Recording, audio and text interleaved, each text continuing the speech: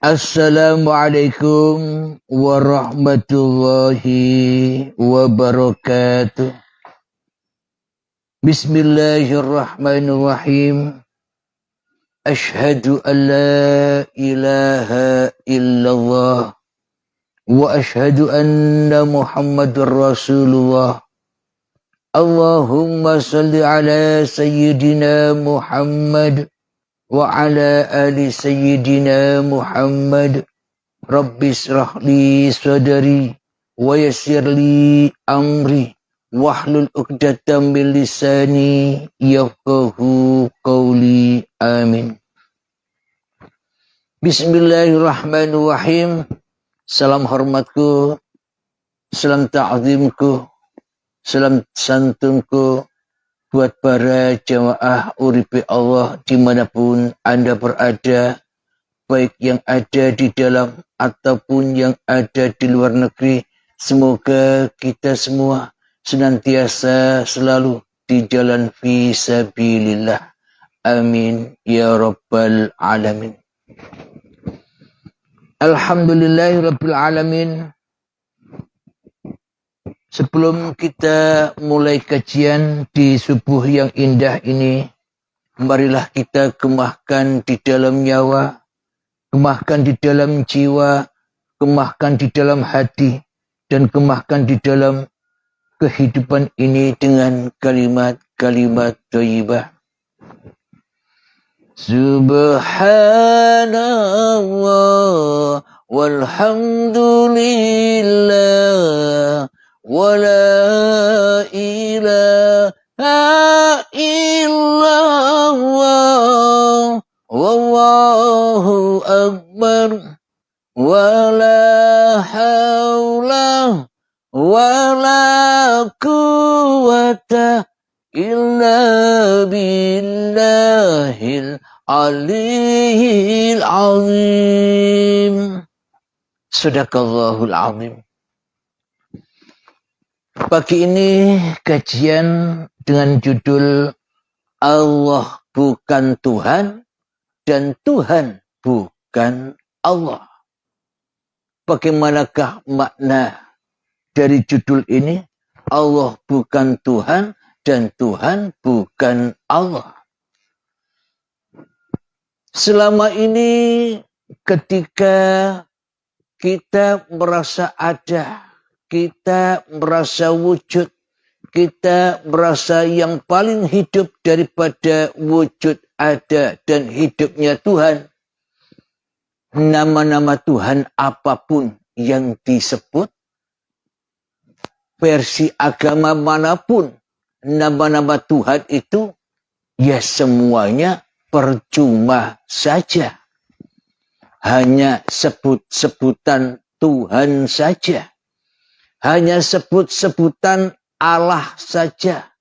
Hanya sebut-sebutan Allah saja yang tak akan pernah ada imbasnya sedikit pun di dalam hati kita selama ini. Sementara kita yang jadi Tuhannya di dalam hati kita selama ini. Jadi kita selama ini hanyalah pemabuk agama saja. Kita selama ini hanyalah pemabuk nama-nama Tuhan saja. Kita selama ini hanya pemabuk zikir-zikir yang tak tentu arahnya saja.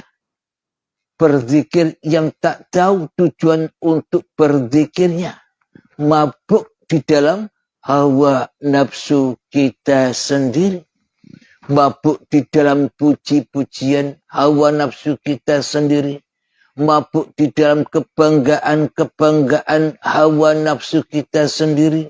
Mabuk di dalam kemuliaan hawa nafsu diri kita sendiri. Mabuk di dalam agama yang kita peluk sendiri. Seolah-olah diri kitalah yang paling benar di dalam beragama. Seolah-olah diri kitalah yang paling benar di dalam bertuhan. Akan tetapi kenyataannya kitalah yang paling buruk di dalam beragama dan di dalam bertuhan selama ini, ketika kita masih ada dan terwujud sebagai penguasa, terwujud sebagai Tuhan, terwujud sebagai Raja di rajanya hati kita, di hati kita selama ini. Jadi beragama ataupun bertuhannya selama ini hanya menambah dan menambah jauh dari hakikat Tuhan itu sendiri. Hakikat siapa yang bernama Allah, Allah itu sendiri. Jadi percumalah kita membahas kata-kata nama Tuhan, membahas kata-kata Allah, membahas kata-kata Allah.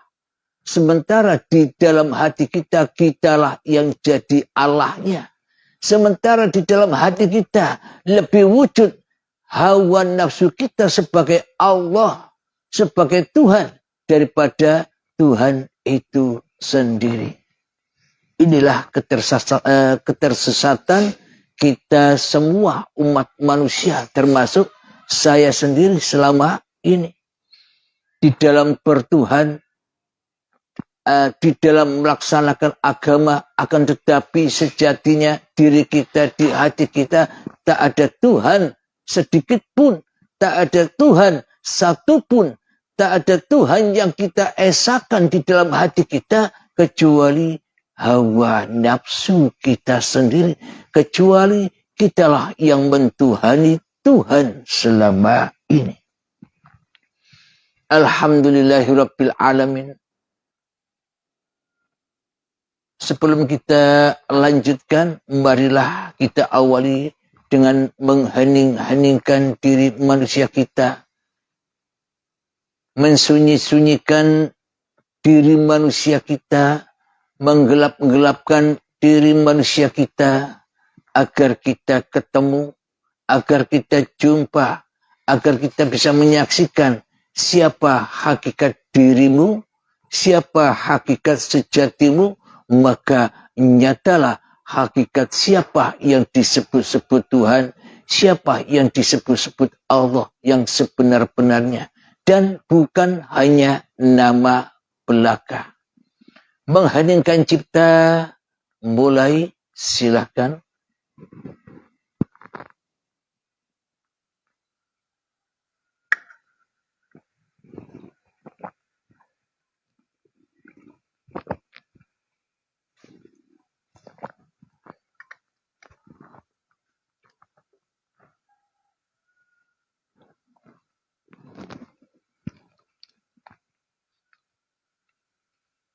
Agak saya beri panjang waktunya untuk mengheningkan ciptanya.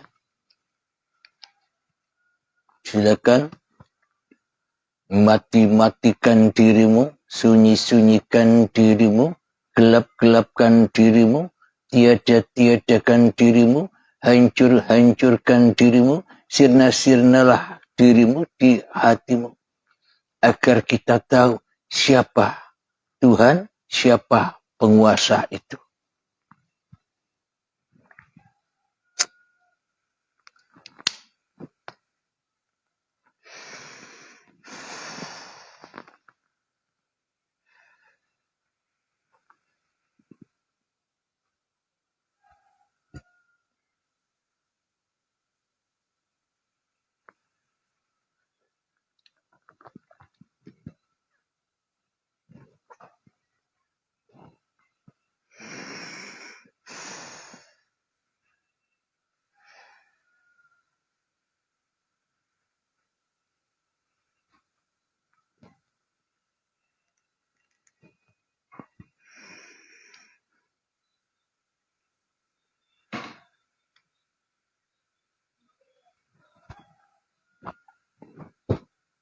Mengheningkan cipta selesai.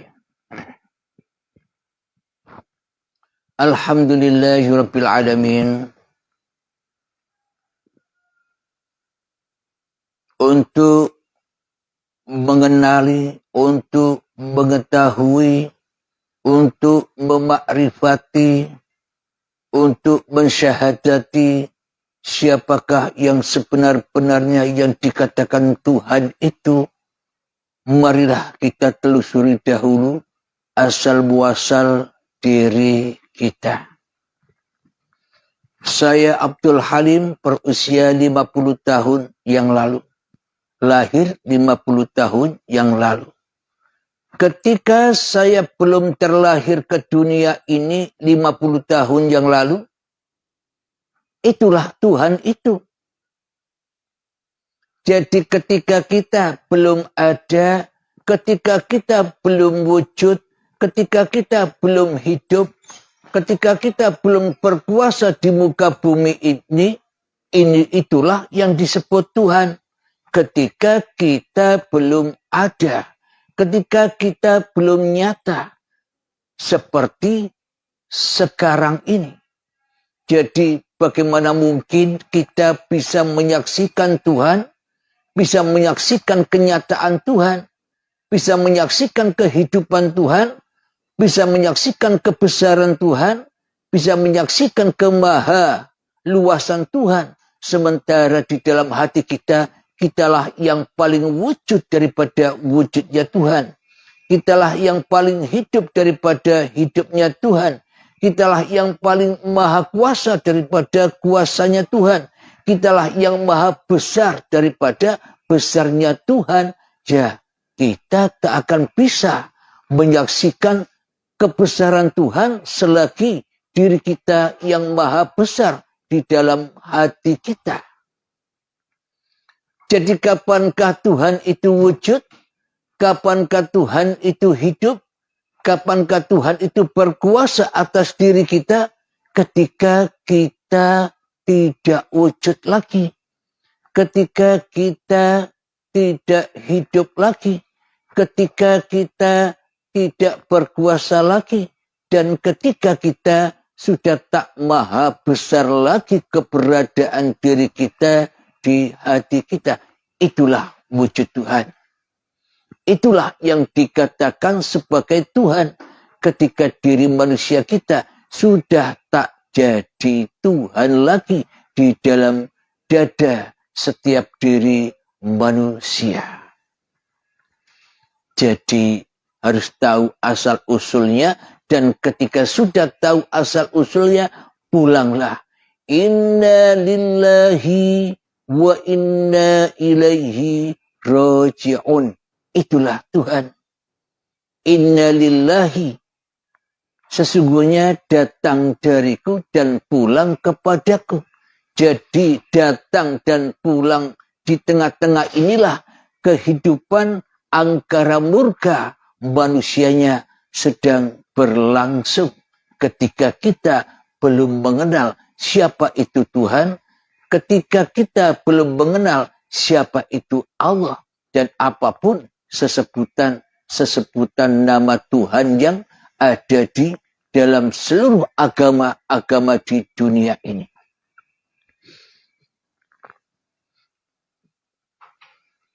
Dan bagaimana mungkin kita dapat mengenal Tuhan sementara kita lebih kenal hanya kepada hawa nafsu kita sendiri yang duduk sebagai iblis dan syaitan yang selalu jauh, yang selalu mensekutukan Tuhannya.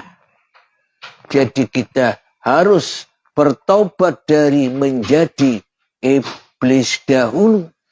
Jadi kita wajib bertaubat dari jadi syaitan dahulu. Jadi kita wajib bertaubat dari jadi jin dulu. Sehingga akan menjadi manusia kembali insan kamil. Manusia yang sempurna.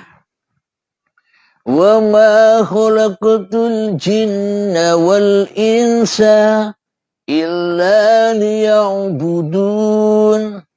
Tergantung di dalam hati kita selama ini jin atau manusia. Bila di dalam hati kita masih memahabesarkan masing-masing diri manusia kita, itulah hawa nafsu, itulah jin yang membara-bara, yang terbuat dari api. Ketika kita jadi jin, ketika kita belum mengenal Allah, kita tak pernah memasuki sebuah agama. Kita tak pernah bertuhankan kepada Tuhan yang menciptakan kita kecuali mentuhankan diri kita sendiri selama ini. Seolah-olah di dalam hati kita, ini hidup-hidupku sendiri kok. Ini badan-badanku sendiri kok. Ini amal-amalku sendiri kok. Ini ilmu saya sendiri kok. Semuanya diakui punya diri manusia itu sendiri. Kenapa? Karena manusianya merasa tidak pernah ada yang menciptakan dirinya selama ini. Jadi percuma saja kita bertuhan dan percuma saja kita mabuk agama. Sementara di dalam hati kita selama ini tak merasa kita sebagai ciptaan. Sementara di dalam hati kita tak merasa kita selama ini adalah buatan. Kita selama ini merasa di dalam hati kita sebagai sang pencipta. Kita selama ini di dalam hati kita hanyalah merasa sebagai sang pembuat saja.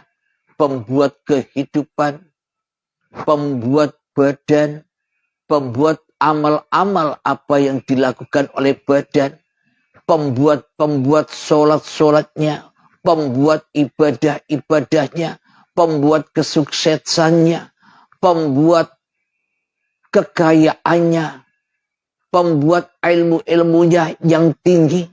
Seolah-olah kita ini duduk sebagai pencipta daripada duduk sebagai yang dicipta. Kita duduk sebagai sang Khalik di dalam hati kita daripada duduk sebagai sang makhluk. Jadi yang berkuasa selama ini jin yang ada di dalam hati kita. Alhamdulillahirabbil alamin. Dan dari jin yang belum disempurnakan inilah ketika syakaratul maut tiba akhirnya menjadi hantu-hantu yang tertinggal di dunia ini. Ada yang jadi pocong lah, ada yang jadi wewe gombel lah, ada yang menjadi kuntilanak, genderuwo. Itu semua akibat jin yang selama ini kita pelihara di dunia ini. Kita belum sempat baiat kedahuluan syakaratul maut.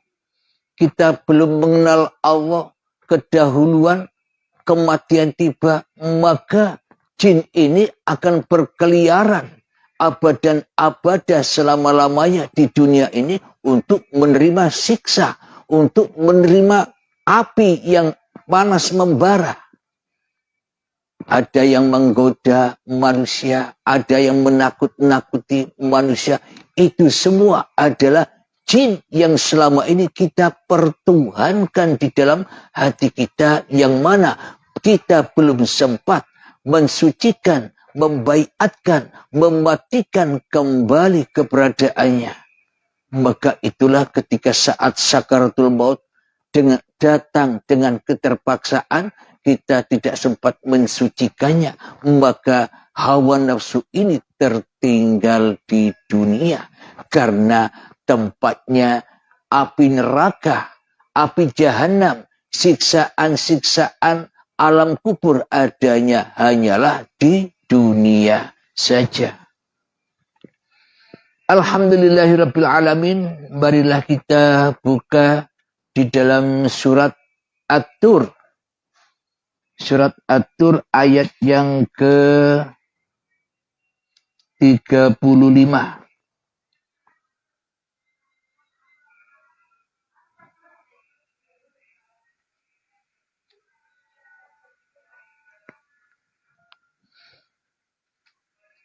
A'udzu billahi minasyaitonir rajim. Bismillahirrahmanirrahim. Tolong suara yang lain dikecilkan itu.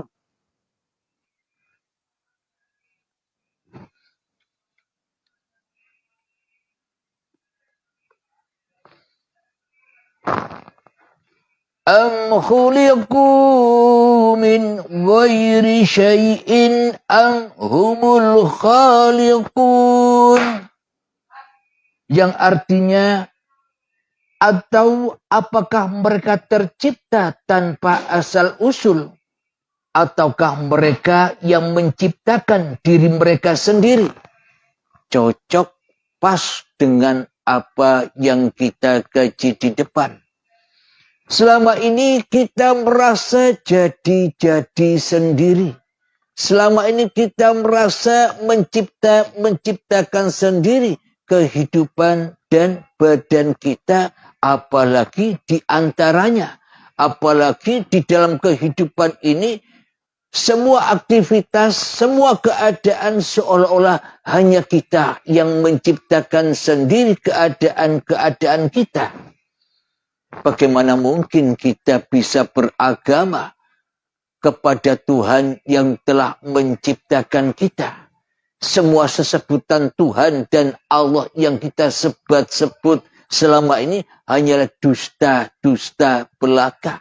Maka dari itu kami beri judul Allah bukan Tuhan, Tuhan bukan Allah. Percuma dikatakan Allah sebagai Tuhan jika di dalam hati kita yang jadi Tuhan hanyalah diri kita sendiri selama ini.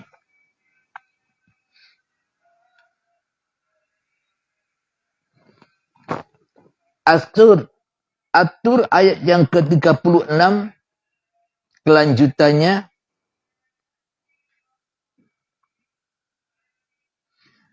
Am khalaqus samawati wal ardh bal la yuqinun.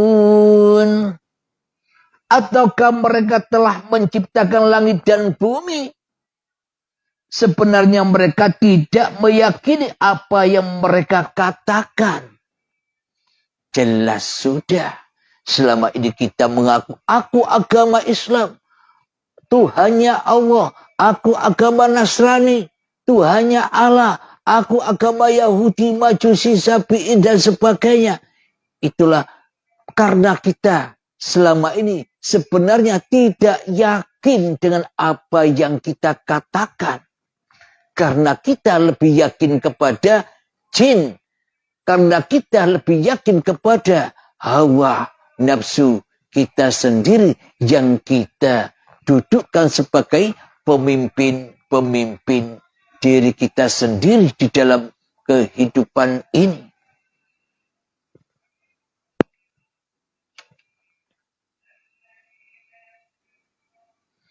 Ayat yang selanjutnya.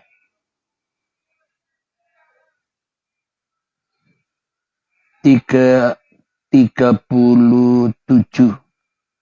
Ayat yang ke-37. Am indahum khazainu rabbika am humul musaytirun. Ataukah di sisi mereka ada perbendaharaan.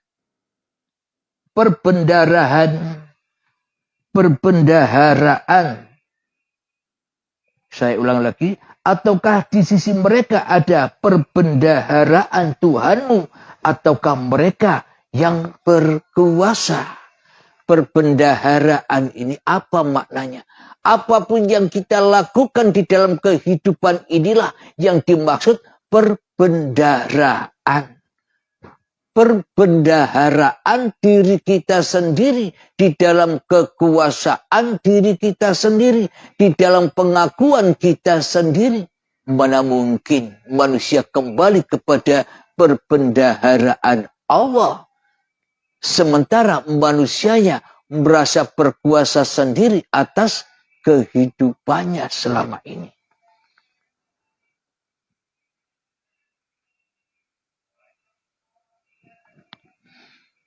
Ayat yang selanjutnya, yang 38.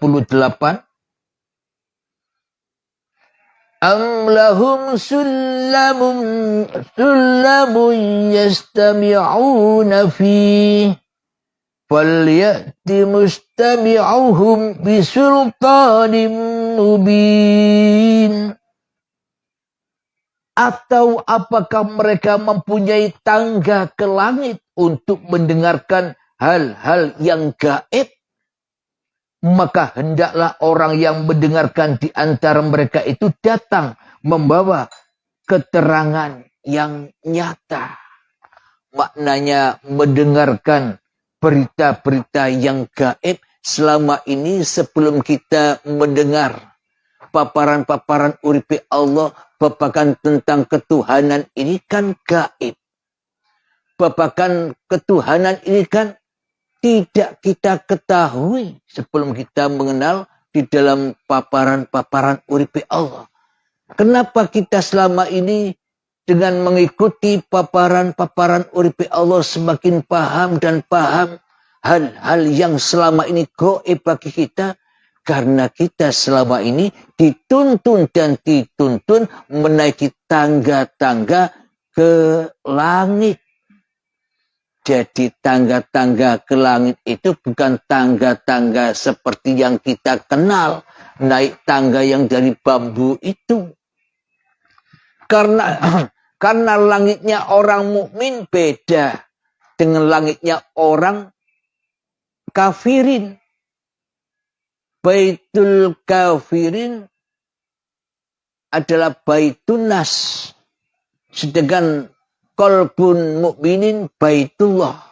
Qalbun kafirin baitun nas. Di dalam tangga-tangga langit kemanusiaannya hanyalah manusianya. Sedangkan qalbun mukminin orang-orang yang beriman tangga-tangga di dalam hatinya menuju Tuhannya. Jadi yang disebut tangga-tangga naik ke langit itu bukan yang di luar, tapi yang di dalam ini loh yang dimaksud langitnya Allah, arasnya Allah, perbendaharaan Allah.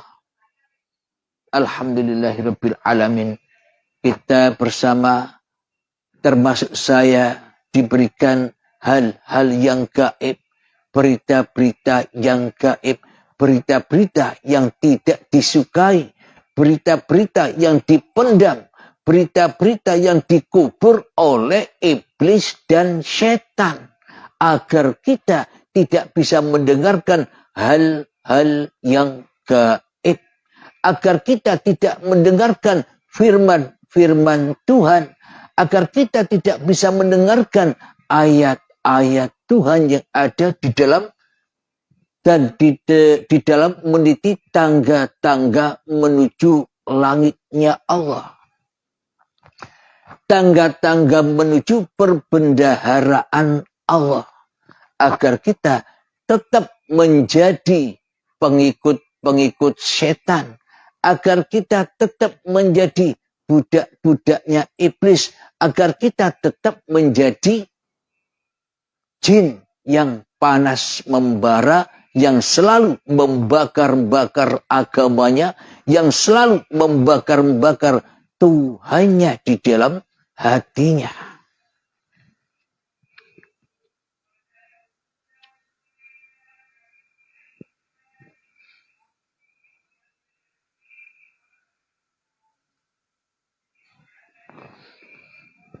Subhanallah, maha benar Allah dengan segala firman-Nya. Mari kita buka lagi di dalam surat Al-Imran ayat yang ke-190.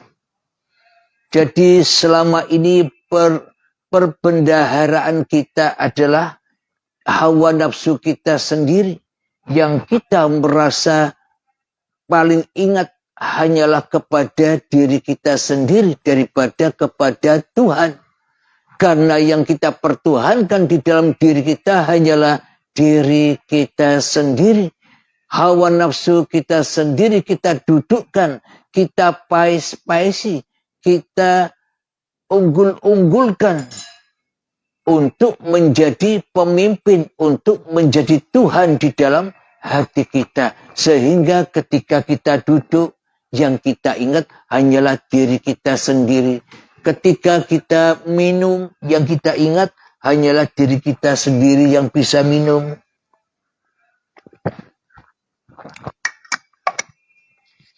Sehingga ketika kita melihat, kita hanya ingat kepada hanya diri kita yang bisa melihat. Ketika mendengar, kita hanya ingat kepada hanya diri kita lah yang bisa mendengar. Semua perbendaharaan diakui. Kekuasaan diakui sebagai milik manusianya. Di surat Al-Imran ayat ke-190.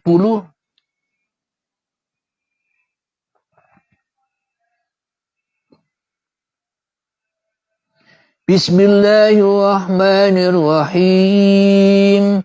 Inna fi khalqis samawati wal ardi wa ikhtilafil laili wan nahari la ayatin li ulil albab.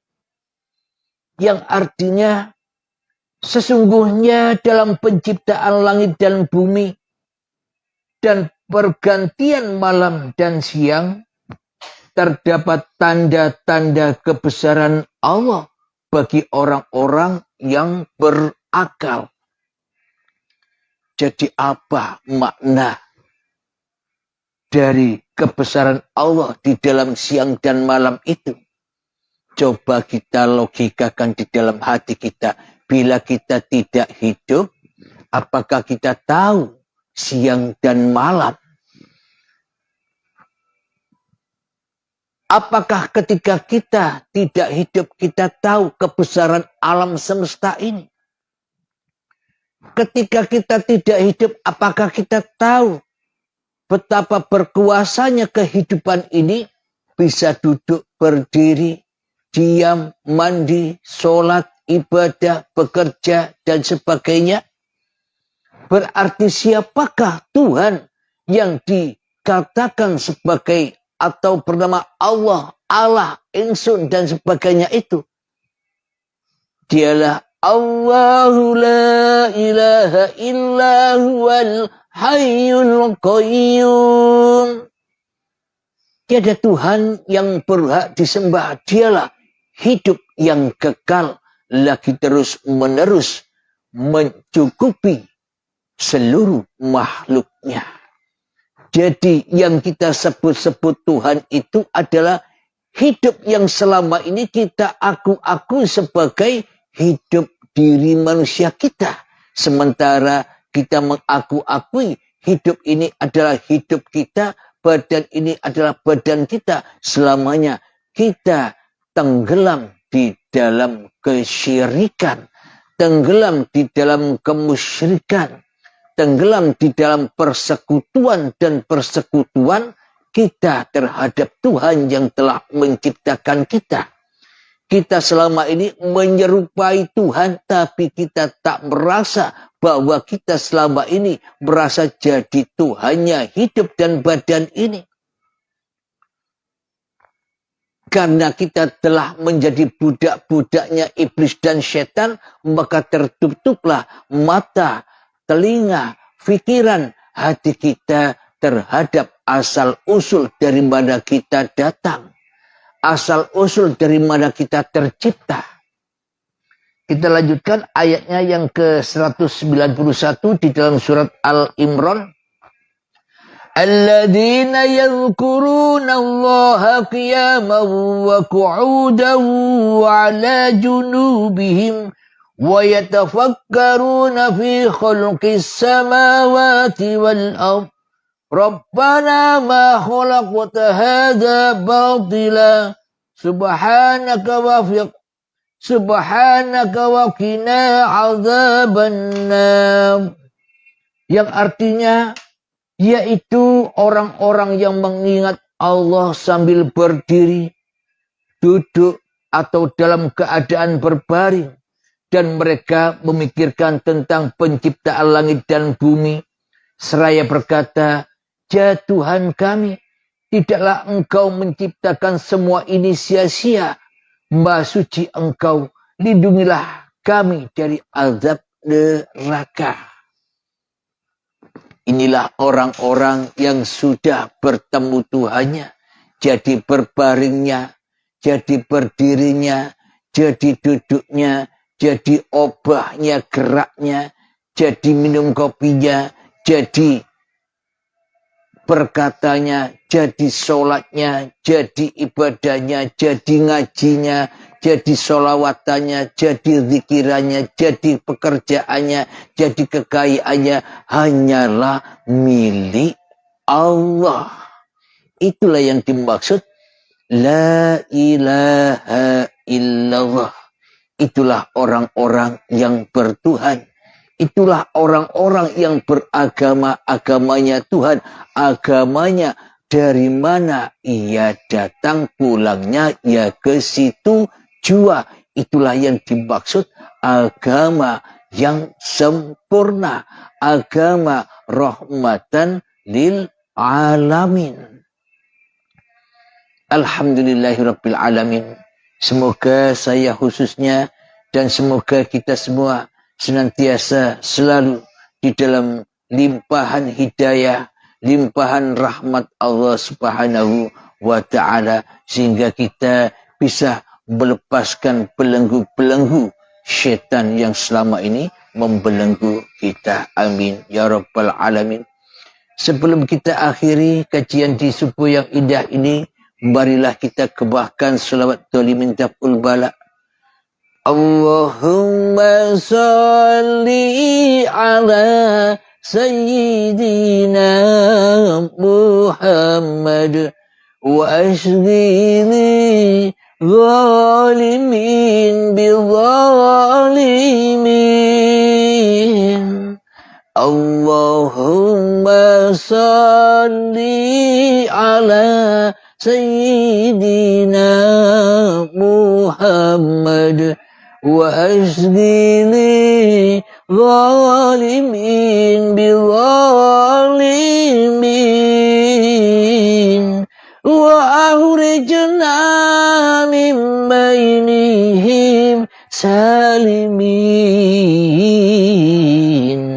wa ala alihi wa sahbihi ajma'in.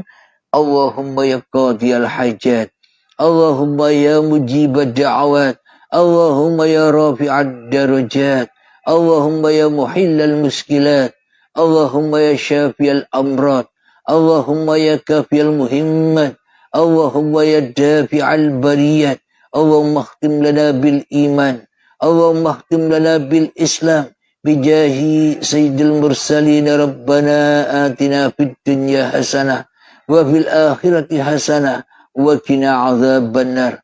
Wa sallallahu ala sayyidina Muhammad wa ala alihi wa sahbihi wa sallam. Walhamdulillahi rabbil alamin. Akhir kalam. Assalamualaikum warahmatullahi wabarakatuh.